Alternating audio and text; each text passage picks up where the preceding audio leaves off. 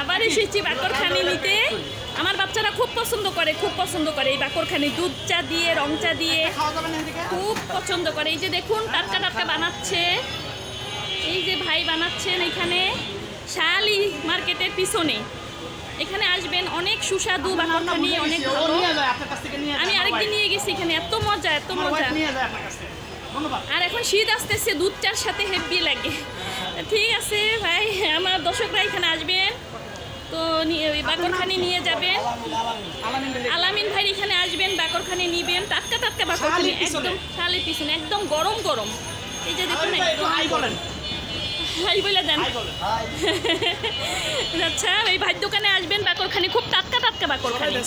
সবাই ব্যস্ত কাজে কামে, আর এখানে এত ব্যস্ত এলাকা দেখুন বন্ধুরা, মানে খুব মানে সারাদিন রাত অনেক ব্যস্ত শহর। এই যে তিলের খাজা, ও বাকরখানির সাথে আবার তিলের খাজা, ও আচ্ছা আচ্ছা, হ্যাঁ বাকরখানির সাথে আবার তিল ছড়িয়ে দিয়েছে। এটা একটু দাম বেশি, হ্যাঁ এটা একটু দাম বেশি হবে, খেতে দারুণ, এগুলো দারুণ খেতে। তো ঠিক আছে বন্ধুরা, ভালো থাকবেন, এখানে আসবেন, বাকরখানি কিনবেন। আমি গ্যারান্টি দিচ্ছি আলহামদুলিল্লাহ এখান থেকে টাটকা টাটকা বাকরখানি পাবেন ইনশাল্লাহ। ঠিক আছে ভাই, আল্লাহ হাফেজ, ভালো থাকবেন সবাই।